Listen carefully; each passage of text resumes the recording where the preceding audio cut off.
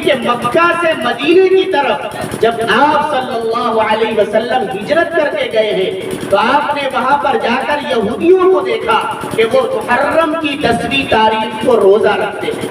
ان سے معلوم کیا گیا، پوچھا گیا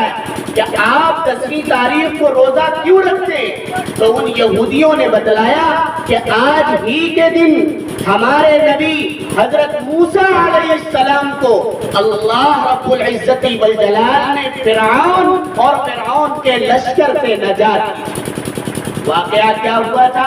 کہ فرعون نے اور فرعون کے لشکر نے حضرت موسیٰ علیہ السلام اور ان کے ماننے والوں کا پیچھا کیا تھا۔ تو حضرت موسیٰ علیہ السلام نے اللہ کے حکم سے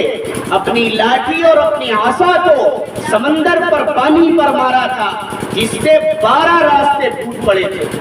تو حضرت موسیٰ علیہ السلام کی پوری امت کے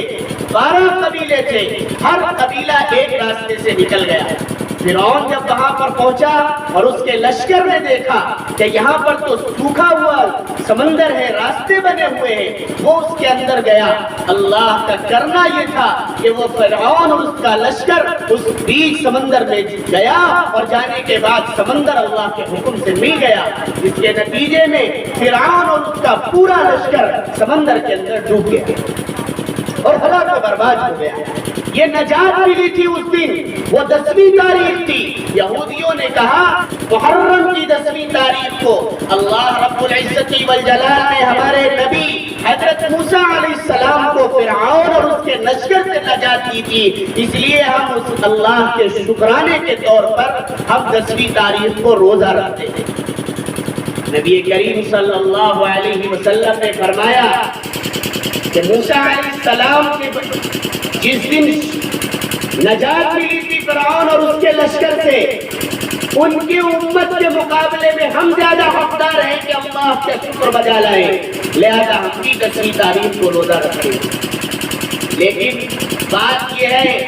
کہ یہودی اگر 10ویں تاریخ کو روزہ رکھتے ہیں اور ہم بھی 10ویں تاریخ کو روزہ رکھتے ہیں تو ہمارے روزہ رکھنے میں اور ہماری عبادت میں اور یہودیوں کی عبادت میں مشابہت ہو جائے گی۔ وہ بھی عبادت کریں گے 10ویں تاریخ کو، ہم بھی عبادت کریں گے 10ویں تاریخ کو، لہٰذا ایک مسلمان عبادت 10ویں تاریخ کو کرے گا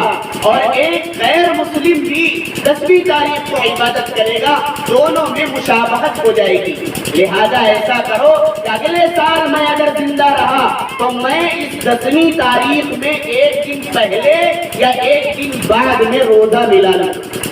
یعنی 9 محرم اور 10 محرم کو روزہ رکھوں گا یا 10 کو اور 11 کو روزہ رکھوں گا۔ یہ نبی کریم صلی اللہ علیہ وسلم کی تمنا تھی، ان کی خواہش تھی، ان کا دلی جذبہ تھا، لیکن اللہ کا حکم آ پہنچا اور نبی کریم صلی اللہ علیہ وسلم اگلے سال کی محرم کی 10ویں تاریخ آنے سے پہلے اس دنیا سے پردہ فرما گئے۔ حضرات صحابہ رضی اللہ عنہم نے آپس میں مشورہ کیا اور یہ کہا کہ نبی کریم صلی اللہ علیہ وسلم کی یہ تمنا تھی، یہ ان کا دلی جذبہ اور شوق تھا کہ ہم اگلے سال زندہ رہے تو 9 اور 10 کو روزہ رکھیں گے یا 10 اور 11 کو روزہ رکھیں گے۔ لہذا سنت اسی کو قرار دیا جائے گا کہ 10 اور 10 کے ساتھ ایک روزہ پہلے 9 تاریخ کا ملایا جائے یا 10 کے ساتھ ایک روزہ بعد میں یعنی 11 تاریخ کا روزہ ملایا جائے اور محرم کی 9ویں اور 10ویں کو یا 10ویں اور 11ویں تاریخ کو روزہ رکھا جائے۔ یہی نبی کریم صلی اللہ علیہ وسلم کی سنت ہے۔